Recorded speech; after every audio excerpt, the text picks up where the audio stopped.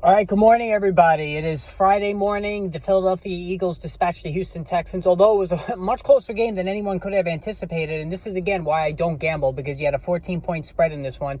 And the layup pick was, the Eagles are going to destroy them. No Brandon Cooks, no Nico Collins. There's no way that Davis Mills, of all people, can keep it close. But you know what? They scored a touchdown in their first drive, and they covered the spread. So, but that's not what this channel is about. It's about fantasy sports, and there certainly was a lot to talk about last night. Starting with Damien Pierce, who ran for 139 yards. Did not get into the end zone, though, and also did not catch a pass. So when it comes to Damien Pierce, he averaged over 5 yards per carry. He's a tackle-breaking machine. I mean, he never goes down on that first hit. He's always moving forward. Absolutely love the guy. He's been a terrific value for anybody that dove in on him, and I had done a video very early in the summer touting him.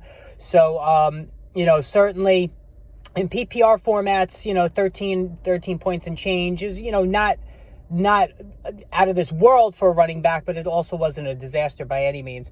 Before I go any further, make sure you hit that subscribe, hit that notification button. Closing in on 850 subscribers now in 2 months. So again, guys, appreciate it.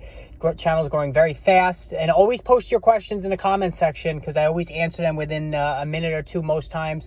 At worst, maybe an hour later, and that's what keeps this channel different from anything else on Twitter or whatnot, is because I will answer all of your questions in addition to instant updates.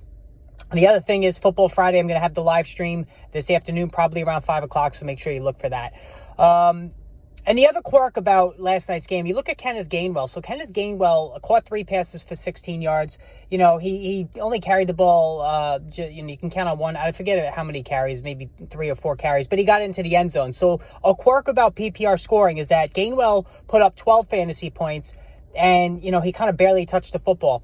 Damien Pierce carried the ball 27 times and only scored, a point more than Kenneth Gainwell. So that is a quirk in PPR leagues, but I am an avowed PPR player. I think it's the much better format. Maybe half PPR would be splitting the baby, but just wanted to point that out. I thought that was interesting. Frank Emirante on Twitter pointed that out originally, so I'll give him credit for that. But yeah, that is sort of a quirk in the game. Jalen Hurts, it wasn't a typical smash game for Jalen Hurts. He did throw for 2 touchdowns. It was a rough first half. He only had 3 points at the half. It wasn't a big rushing game for him either, but, he put up 2 touchdowns, and generally every week he's been putting up points. 24 fantasy points is not great for a quarterback that runs, but certainly, if you are a Kirk Cousins owner, you're thinking that's what I get every single week. So that's a floor game for Jalen Hurts, which shows you how good he's been this season. A.J. Brown, 4 catches, over 50 yards, scored a touchdown. The thing with A.J. Brown is this is his 5th touchdown now. I think 6th touchdown in the last 5 games. He still has that Tennessee Titans boomer bust profile to his name. He's not, week 1, we're like, oh my God, he's going to catch 100 balls finally. Well, it's not really materializing that way. He's still a little boomer bust, but he's still much further ahead than Devontae Smith, who only caught 2 passes for 20-something yards. And as Devontae Smith owner in one of my leagues, again, Thursday is like a curse for me. My guys never do well on Thursday. It's amazing. I don't even know why I even bother. I should just bench everybody on my team that plays on Thursday.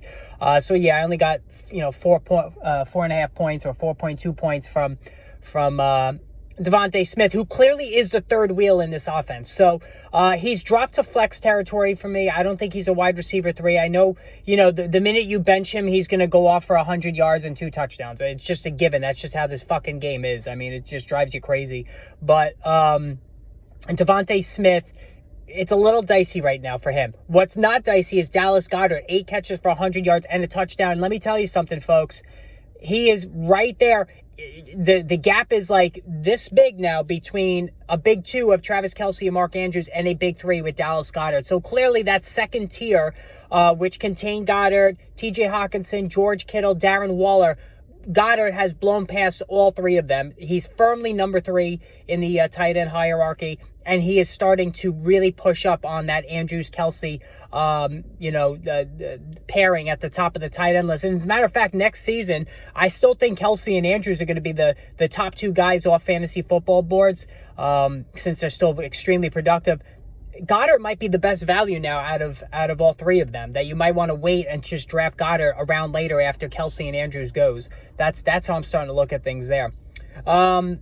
Yeah, Miles Sanders, 90-plus yards and a touchdown, did not catch a pass. You'd like to see Sanders catch the ball more. That would really help his PPR floor. But, again, it's been a solid season. Nobody's really talking about Miles Sanders. He's been knocked, his first few years in the league because he's injured a lot. But he's been very solid, and I'm happy with his play. He's doing pretty well.